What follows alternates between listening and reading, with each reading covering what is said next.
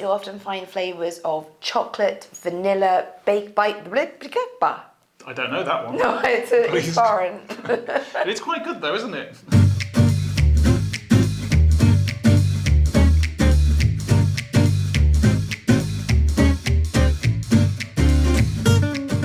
Hola amigos y amigas y bienvenido to Boozy and the Beast, How to Drink Better. Now today may as well be my birthday. It's the 17th of April, International Malbec Day. Malbec is my favourite wine, my favourite grape, and I have a lot of fond memories as a rugby player of spending some very blurry evenings with full-bodied Argentinians. But there's a lot more to this grape and wine than just Argentina. So Libby, over to you. Let's talk about Malbec. Malbec is grown internationally. It's known in South Africa, Chile, Australia, America, and actually very widely known in France, where you were that rugby player with your Argentinians.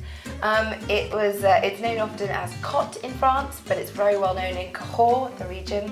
Yes, it is most widely known and appreciated and grown beautifully in Argentina. So Argentina has some of the most high altitude vineyards in the world. They range about 3,000 feet, which means that they get a lot of exposure to sunshine, which is brilliant for ripening grapes, but also they have that coolness. The mountain climate, the altitude brings that coolness, which means there's a slow ripening process, which means maximum flavour and maximum acidity. So yes, it is, I would say genuinely, the prize grape, the prize red grape of Argentina. Mendoza is probably the most well-known area of Argentina for growing wine because of its mountainous vineyards.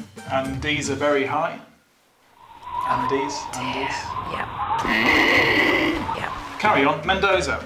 Mendoza. Anyway, if you're looking for a Malbec from Argentina, Mendoza region, then two regions worth really looking out for, and I'm so sorry about my pronunciation here, but is Luján de Cuyo and Uco Valley. Because of the high altitude of these regions, they produce some absolutely astonishingly wonderful Malbec.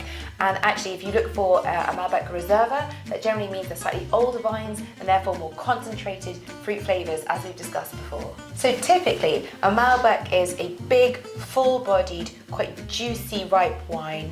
It's got a lot of black fruits and red fruits in it, typically like more black fruits like blackberry and plum and stuff. The riper, the hotter the country it gets, the riper it gets.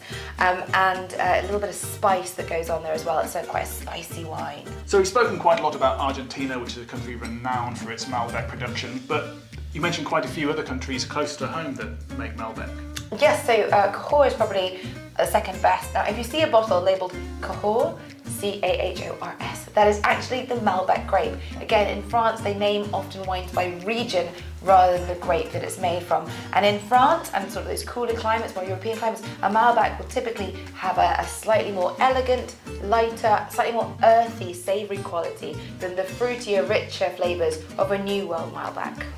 I actually had a really nice Cahors, Clos de Coutal, I think it was the other day, but that was labelled Cahors, but actually had 20% Merlot in as well, which took the edge off the Malbec slightly, which if you're new to Malbec and you think it's a little bit too for you, maybe have a look at the Cahors, and it's a bit of a blend and you still get the full benefits of the grape, but with the edge taken off it. I feel like I'm the one to do something. I genuinely was waiting for you to make a joke. I was literally prepared. I thought that was going to be a joke. I was like, what? What are you... Cahors, blimey, governor. There we go, happy now. And normality is restored. Now, if you're aging your Malbec or you're drinking a slightly older Malbec, as it ages, you might find it has flavours of chocolate, vanilla, tobacco, baking spices. Delicious. And it's this full-bodied richness that because it's a wine that is lower in tannins, it'll actually pair not only well with a steak, which it does, obviously you've got the whole gaucho Argentinian thing going on, but also it goes very well with some leaner red meats as well. And personally, I would generally decant a Malbec for about up to half an hour before you drink it, just let it unwind and relax a little bit, open up those aromas and flavours, and you want to be serving it between sort of 15 to 18 degrees. That's sort of room temperature without taking into account central heating and air conditioning. There we go, a little bit of insight into Malbec. Happy International Malbec Day. Happy International Malbec Day. Cheers. Vámonos a la fiesta, chiquita. What?